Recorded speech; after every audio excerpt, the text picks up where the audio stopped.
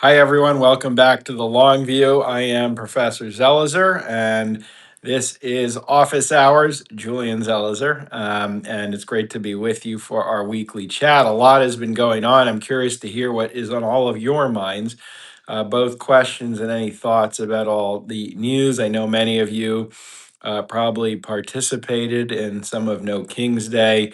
Huge protest this weekend, and we spoke last week with Ezra Levin of Indivisible about that, and we had a preview. And I'm curious to hear some of your thoughts for those of you who were out and what you saw and what you felt, and of course, any kinds of questions. My foreign policy piece today, which was just published this morning, is a little different. It focuses on the air traffic controllers strike in 1981, where over 13,000 air traffic controllers who were part of the PATCO union went on strike. President Reagan famously fired over 11,000 of them within a few days, and it was a huge blow to public sector unions and to federal workers. And I use the article to talk about some of the backdrop about what we're seeing today as President Trump has both gone after public sector unions, trying to decertify them, and also trying to fire federal workers during this shutdown.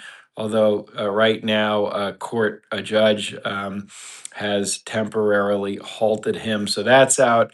Tomorrow, I will have my newsletter for the Long View, which will also focus on the shutdown and a kind of different element that I think has lost some attention.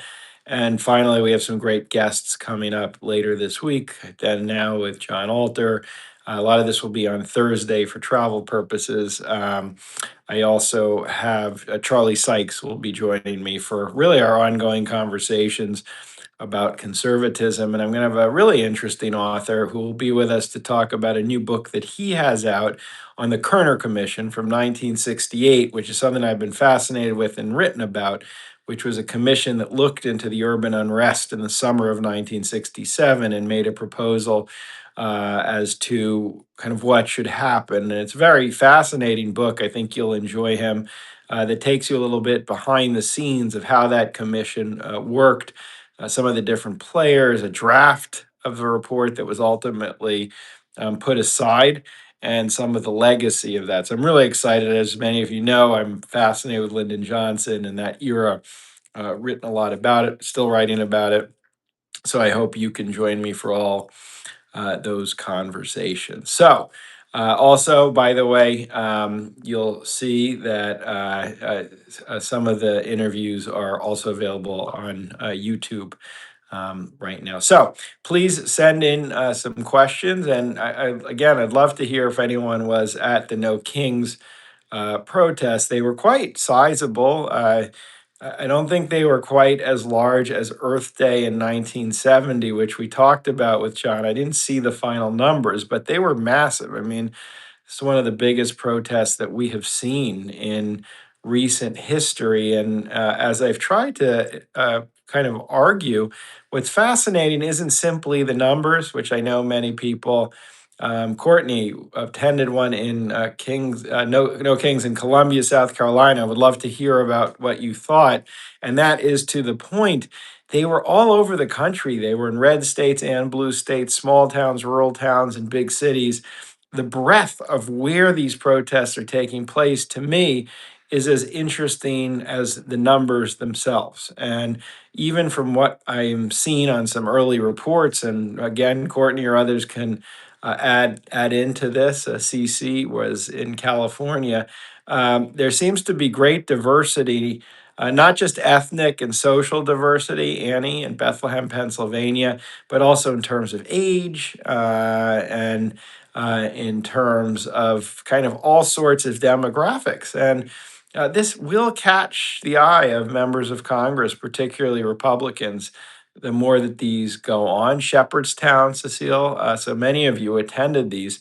And so, the challenge with political protests is that they are, we remember these protests historically such as some of the big civil rights or anti-Vietnam War protests. And we remember one big event, and that shapes the historical memory. So, with civil rights, for example, many people read about and learn about. Some here will remember the March on Washington in 1963, in the summer of 63, which is a massive, very successful, also peaceful, nonviolent march in the nation's capital. And the point was to put pressure on Congress to pass the Civil Rights Act that ultimately ended legalized segregation. Courtney says 17,000 people attended. That is quite a significant number, actually, even in a college town. I think that's the kind of number to note. But the back to the March on Washington. So you remember that, and it's key. But a the March on Washington was one of many protests that had taken place over the years, not just the year, in support of civil rights legislation that would end legalized segregation. And the legislation itself won't pass until the following year when President Lyndon Johnson is in office. And I think with protests today, there's often a kind of feeling of frustration as to why isn't there an instant response. The reality, the hard reality, and Ezra talked about this last week, is this is going to take weeks and months and sustained interest, sustained pressure, sustained activism from Americans who are not happy with what is going on out of the Oval Office right now. Just because nothing happens on Monday after the weekend of protests should certainly not discourage people at all, and fits into a historical pattern. I think there is clearly, I wrote about this in my newsletter last week, growing pockets of opposition to what is going on. And just as important, people who are willing to take the risk in an intimidating political culture of going out on the street peacefully and engaging in civil disobedience, which is as American as apple pie. This kind of protest is ingrained in our body politic and should not ever be cast aside as somehow less patriotic than those who don't protest. And I'm sorry that again the scroll goes faster than my reading sometimes, but a couple of you mentioned, Marcia in Denver, that there were many different placards for all sorts of issues: healthcare, government cuts, federal workers. And I think that also makes this kind of interesting, meaning it actually gives it more power. It's not a single issue protest, although obviously at some element this is a protest against the abuse of presidential power, but it is also encompassing all sorts of issues, which some would say it's a weakness, it's decentralized, it's scattered. Others would say that actually makes the coalition much stronger, because movements are very effective when they, not always, but one way they become effective is when they become part of a path toward achieving many different issues and many different problems that the country faces.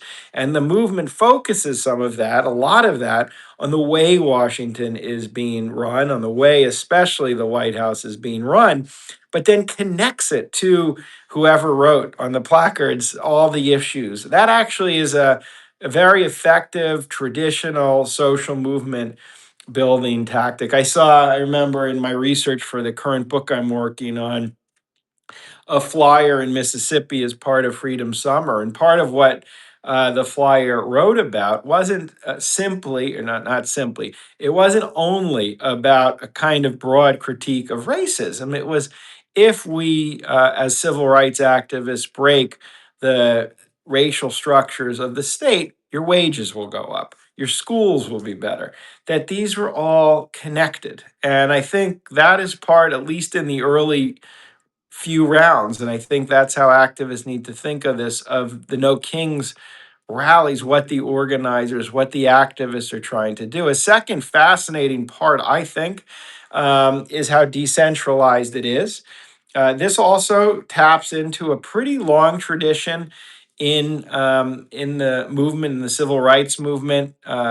in 1960 and 61, there was an activist less known than the Martin Luther Kings, but Ella Baker, who was one of the founders of SNCC.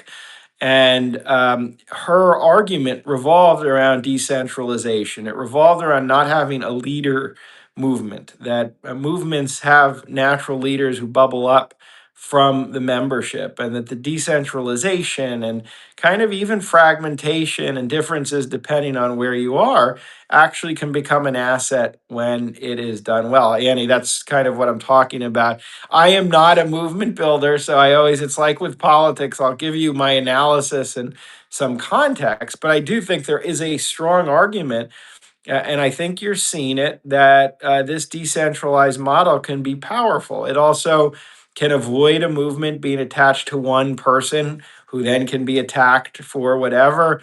It, I think, organically creates and nurtures strong support, as we did see with civil rights for sure, and some of the anti war movement in the 60s in communities and localities, rather than people feeling this is something from above. And I think a lot of the organizers in organizations like Indivisible and some of the other groups involved have been very careful while leading and while providing guidance and structure, not to making themselves. And I think that's intentional.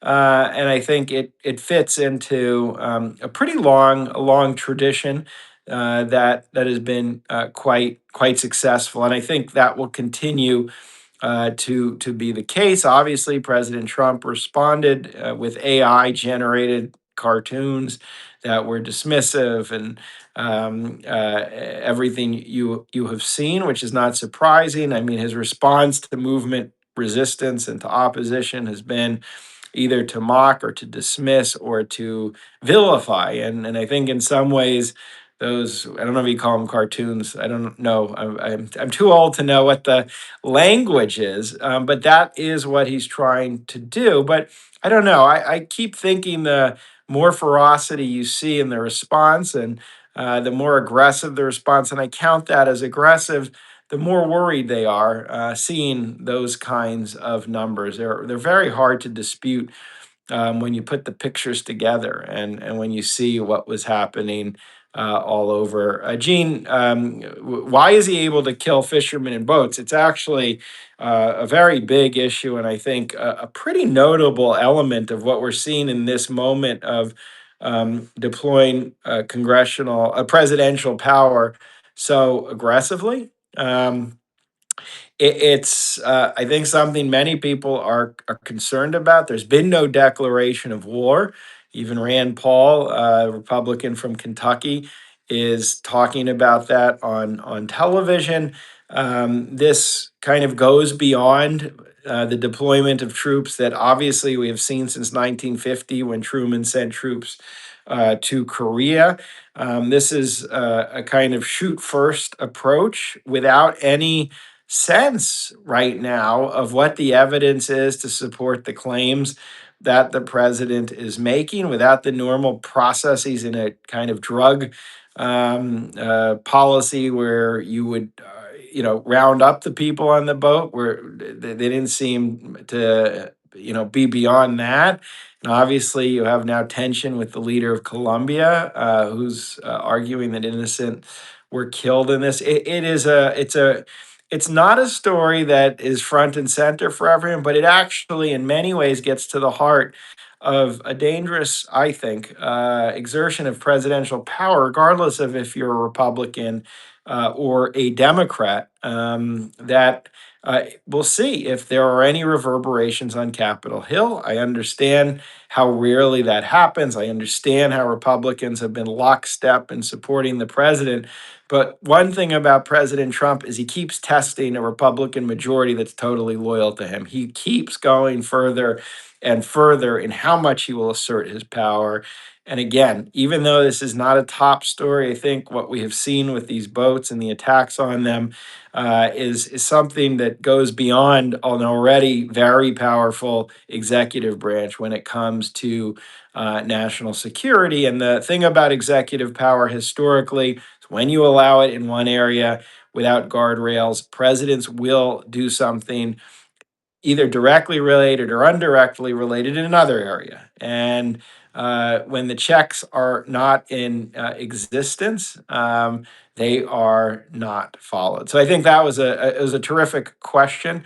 Um, the ballroom Shaw's talked about, fascinating to see kind of how he imagines what the presidency should be. I don't know exactly where the funding is coming from, Shaw's. I don't know if this is coming from within private donations or reallocating federal funds, which, by the way, is another small story that I don't think got much attention. I don't know if people saw this, but the way in which, and sorry to divert from the Mar-a-Lago ballroom, but um, the payment of military personnel, even during the shutdown, which many Democrats and Republicans agree is important, was done by the president shifting funds from military research and development toward pay. On the surface, that doesn't seem like a big deal. Many people obviously support the military getting paid, but I think it raised some eyebrows. It's yet more evidence. It actually gets right to the heart, which I write about for tomorrow, of why Congress and Democrats are so leery of entering into agreement. He doesn't right now show much evidence, the president, that he's intent on following congressional authorizations. And you can't negotiate with another kind of person or organization if they're not going to abide by the terms of the deal. And that shift of money in the middle of the shutdown from what Congress had authorized to something else, it's kind of interesting to see how he's almost flouting what he is going to do in the future as the negotiations take place. So the point is, we've talked here on office hours about his use of impoundment, about his use of the pocket veto, about all kinds of different issues that have been mechanisms for him to avoid congressional intent on federal spending. We've seen this with federal science funding. So it's really quite important, and yet even in the middle of this, even as Democrats are complaining about why they can't trust him in negotiations, he's doing exactly what they're saying in the middle of the shutdown. So it's a sign of just how grandiose his vision is of what he can do. Look, I think there's going to be. I'm seeing some of the comments again on the GOP celebration and more. And I think I've been talking to someone. I'm giving an address to a group about covering the presidency in our current age and how it connects to previous challenges of different eras of presidential politics. And I think there's so much going on right now. I even feel it as we're going through office hours. I really feel that one of the kind of important powers that the media has, the news media has, and reporters and even consumers of the news, is to try to focus attention. Meaning, it's not simply about reporting everything, it's not simply even about just the substance of the coverage. It's to creating, especially in a moment of chaos. And Cecile's bringing up yet another issue. Like, how far would he go in DC, as an example? It's trying to create priorities, hierarchy, not censoring, but at least kind of sorting through everything. Because one, I think, by Gene, thanks for joining. One of his kind of great capacities is not simply people talk about focusing attention. I actually think it's distraction. He knows the politics of distraction. I even think that AI generated cartoon, which I don't really need to describe, was an effort to get the conversation away from the fact you had millions of people, it seems, protesting on the streets against him, against what he's doing, against the way he asserts his presidential power. And you throw that out, it's really just it's as much to distract as to get attention. So I really I feel, and I hope some reporters are thinking about this, and other people in the media, that the kind of need to make sense of what's important and to sift through some of this and prioritize what the biggest stories are is quite urgent right now because we are seeing actions take place at that level where we can't follow everything. And we need to understand more what are the kind of most influential actions that we are seeing. Sol Rose, I think you could obviously argue many people in the No King's Day feel that way, and I think the kind of White House has been getting out the message that these are unpatriotic protests, that these are people who hate America protests, et cetera, et cetera. I don't need to repeat all the things, and it's really just the opposite. I said this a few minutes ago.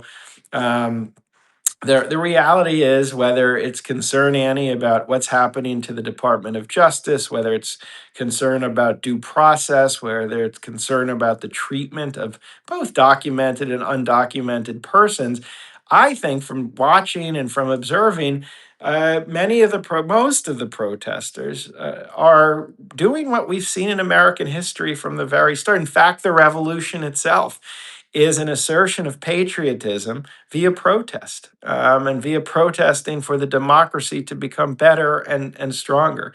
And it was striking how many American flags there were at No King's Day, how many in different parts of the country saying, God bless America, and this Star Spangled Banner, and more, meaning they are not fighting against the United States. The point of the protest is to make this country as good as possible and to fulfill the vision, which is fundamentally a long-standing American tradition. So it's quite, I think, important to push back against that.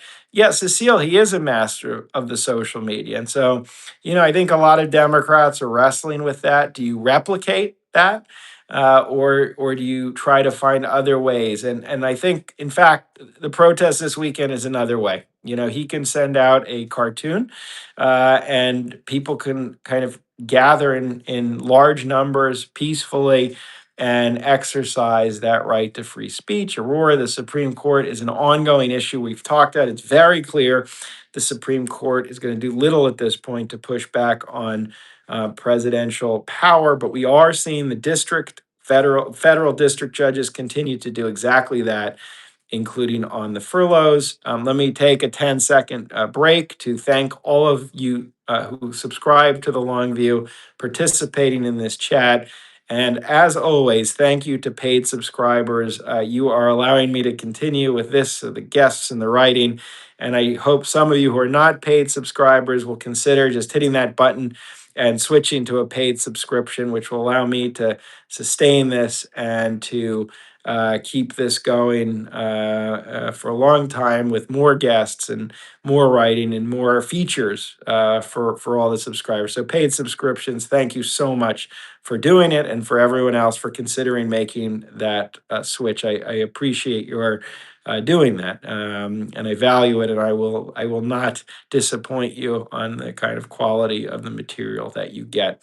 The sticks and stones argument, this is not new either. I mean, Democrats and Republicans, I mean, in party politics, people hit crossroads historically where there's a tension between idealistic politics, meaning vision and ambition, versus just hardball politics. In the 60s, it was a big issue. I know I keep coming back to this, but we started with Lyndon Johnson.